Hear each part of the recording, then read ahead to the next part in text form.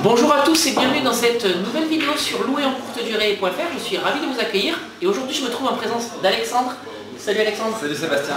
Salut à tous. Alors on a souhaité faire cette vidéo pour parler de la taxe d'habitation lorsqu'on fait de la location courte durée. Je vous ai déjà dit qu'on était affranchi de cette taxe.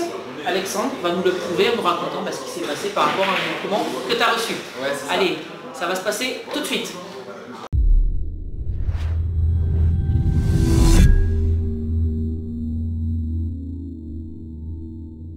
Alors Alexandre, écoute, merci d'être présent aujourd'hui. Est-ce que tu peux te présenter, nous expliquer ce que tu fais, puis nous expliquer ce que tu as reçu par rapport à la taxe d'habitation et l'appartement que tu exploites en location courte durée avec ta compagne ou ta femme? Ma fiancée. Ta fiancée. Pour l'instant. Alors voilà, salut à tous, moi je m'appelle Alex. Peut-être que vous me connaissez déjà si vous avez cherché à créer un site pour votre location saisonnière, parce que moi j'ai un blog qui s'appelle WPMarmite, wpmarmite.com, sur lequel j'apprends aux gens à créer leur site avec WordPress. J'apprends pas mal de choses dans ce domaine-là. Et puis c'est vrai qu'en parallèle avec ma fiancée on fait de l'immobilier.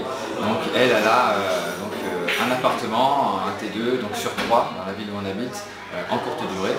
Et donc en début d'année, alors c'était au début mars je crois, on a reçu un document, une demande d'information, donc des infos sur la taxe d'habitation, pour pouvoir avoir plus d'informations sur comment on utilisait le logement, quel était son état au 1er janvier 2017. Ça c'est un document qu'envoie l'administration fiscale pour savoir qui occupe le logement au 1er janvier et surtout pour savoir à qui envoyer la taxe d'habitation.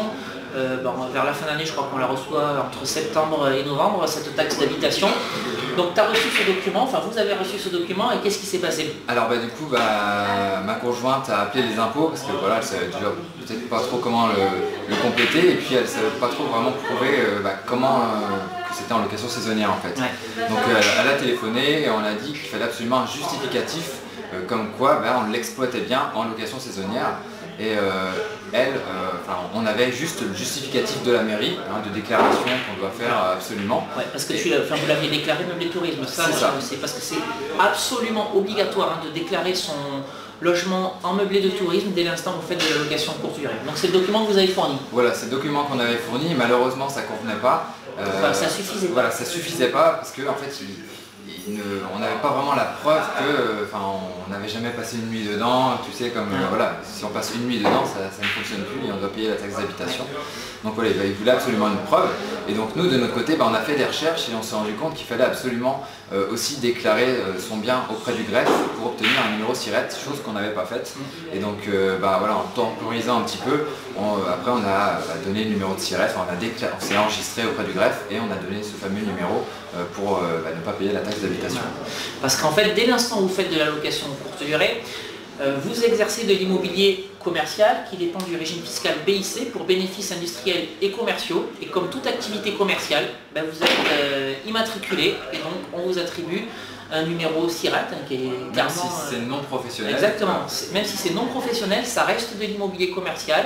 Ça reste une activité, entre guillemets, comme une petite entreprise. Et ce numéro SIRET permet de prouver à l'administration fiscale que vous êtes immatriculé. Et puis, comme le disait Alexandre, vous êtes affranchi de taxes d'habitation dès l'instant où cet appartement, ou cette maison exploitée en location courte durée, les 365 jours par an. C'est-à-dire que dès l'instant où vous allez passer une seule nuit dans cet appartement ou proposer cet appartement ou cette maison, encore une fois, à de la famille ou à des amis, vous en avez un usage personnel et donc vous êtes assujetti à la taxe d'habitation. Mais j'imagine que si vous regardez cette vidéo, c'est que vous utilisez votre bien immobilier pour gagner de l'argent avec et pas pour en faire profiter votre famille ou vos amis. Vous pouvez le faire, mais par contre, il y a la taxe d'habitation qui peut vous être demandée en compensation. Donc tu as envoyé tous les documents avec ta fiancée, ouais. Et du coup ils vous ont envoyé un courrier en disant ok on a compris, on non même pas, ça s'est fait juste au téléphone en fait, il n'y a pas eu vraiment une confirmation téléphonique parce qu'après on les a revus à nouveau au téléphone.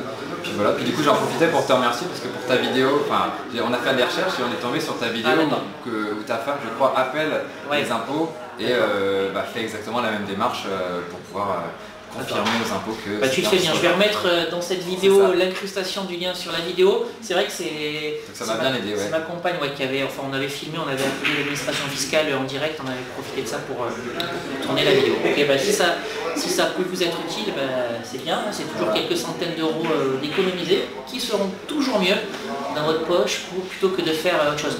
Tu disais, ça peut intéresser les gens que tu proposes également des sites.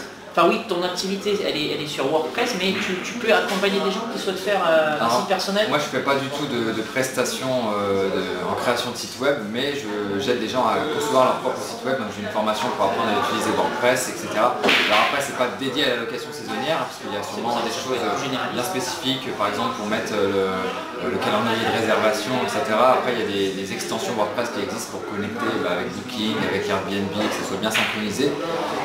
Mais voilà, en tout cas ils pourront avoir quelques pistes déjà pour créer leur site de base. Ça peut être comme un site catalogue, en fait on ne peut pas forcément réserver ou mettre un formulaire de réservation. Mais en tout cas voilà, je pense que en choses assez basiques on peut faire ça, mais après il faudra faire les synchronisations à la main. Après ça peut être une première étape, voilà, sans aller chercher sur le moyen de paiement, le calendrier de réservation, juste avoir un site vitrine avec les divers appartements, les adresses, même le calendrier sans pouvoir le mettre à jour, mais on peut facilement exporter le calendrier Airbnb pour l'afficher. Ça c'est quelque chose qui est très facilement réalisable.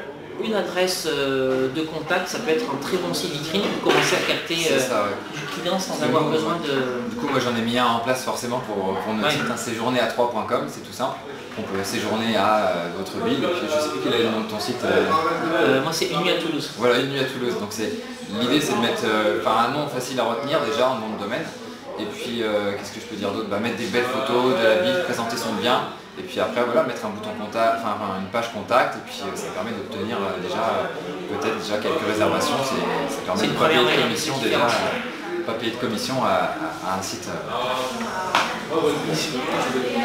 Ça permet de ne pas payer de commission à un site de réservation. Ouais, voilà. Ok. Bon, bah, écoute, merci pour ce partage d'expérience. Alex, je pense que ça peut être utile. Donc pas de taxe d'habitation, retenez bien ça.